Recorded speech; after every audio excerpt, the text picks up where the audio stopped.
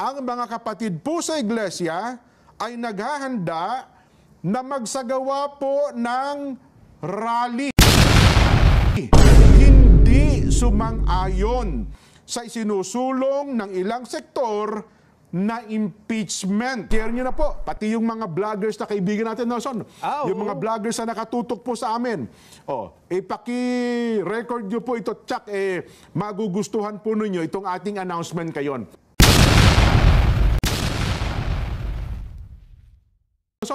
Yung mga vloggers na nakatutok po sa amin. Paki-record nyo po ito, tsak, magugustuhan po ninyo itong ating announcement kayon. Dahil maraming problema ang ating bansa na dapat pong unahin ng ating pamahalaan. Ang Iglesia ni Cristo po ay para sa kapayapaan. Ayaw namin, ayaw po natin sa anumang uri ng kaguluhan na manggagaling sa kanino mang panig. Ngayon pa lamang po, mga kababayan, ay nag-uorganisa na po ang mga lokal sa buong iglesia para magkaroon ng mga malalaking pagtitipon. Nelson. Para ipakita po at ipahayag, ito pong binabanggit namin na pabor kami sa opinyon ng Pangulong Bongbong Marcos na no to impeachment. Dahil ang daming ang problema ng bansa, hindi ba? Ang dapat po nating unahin, ang problema ng bansa na mas malaki. Yes. Hindi po ang impeachment. At dapat maintindihan nyo rin na ito ay para sa kapayapaan. At hindi para sa anumang kaguluhan na posibleng manggaling kahit sa anumang panig. Tama. Dapat yun ang maintindihan natin. Wala tayong pinapanigan, kundi yung pagkakaisa at kapayapaan ng bansa. Well, opo. Dito naman kasi sa sitwasyon nakikita, ito sariling opinion ko na ito, ay meron talaga mga tao kasi na merong, ang tawag doon, inferior motive, may motibo Parang ayaw nilang makita, malungkot sila, na makita ang bansa ay nagkakaisa Di ba? Pag nakita nila nagkakaisang bansa at na sumusulong, humaharap sa problema, parang ang tawag doon, parang ginigiyagi sa puso nila. Ayaw ko makita ito. Hindi po, kami ni Nelson. Naku, gusto namin makita ang ating bansa ay nagkakaisa.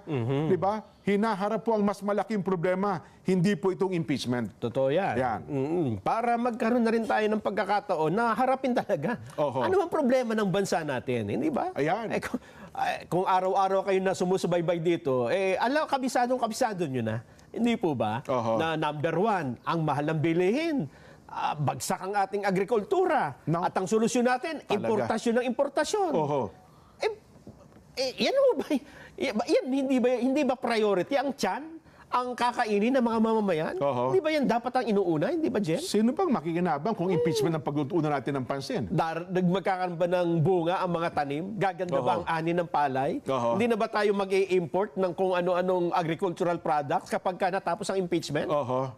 Kaya again sa mga kabubukas lamang na kanilang radyo, ng kanilang telebisyon, at ng kanila po mga social media account, inuulit po namin kami ni Nelson ay tumanggap na po ng mga tagubilin, at ngayon pa lamang, ang mga kapatid po sa iglesia ay naghahanda na magsagawa ng rally upang ipahayag sa lahat ng kinauukulan na ang Iglesia ni Cristo ay pabor sa opinyon ng Pangulong Marcos na hindi sumang-ayon sa isinusulong ng ilang sektor na impeachment. Gaya na pinanood natin, Nelson, ang Pangulong Bongbong pa ay no to impeachment. Bakit po? Dahil po maraming problema ang ating bansa na dapat pong unahin ng pamahalaan. Alam na alam po ninyo, ang iglesia ay para po sa kapayapaan. Ayaw po natin ng anumang uri ng kaguluhan na manggagaling sa kanino mang panig. Sana po ay maliwanag at malinaw po sa lahat yan, Nelson.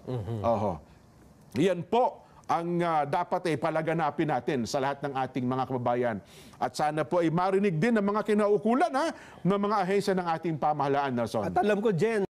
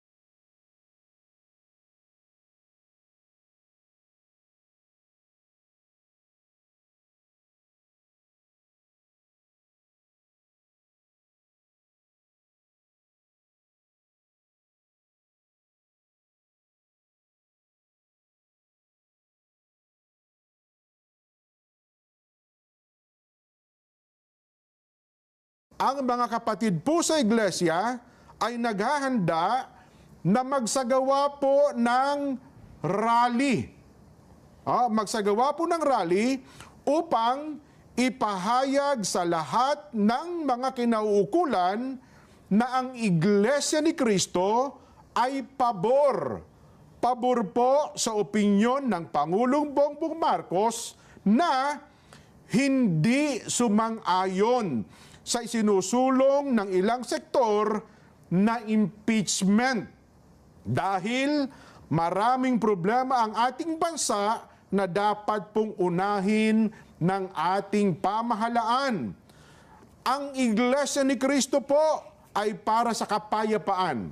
Ayaw namin, ayaw po natin sa anumang uri ng kaguluhan na manggagaling sa kanino mang panig.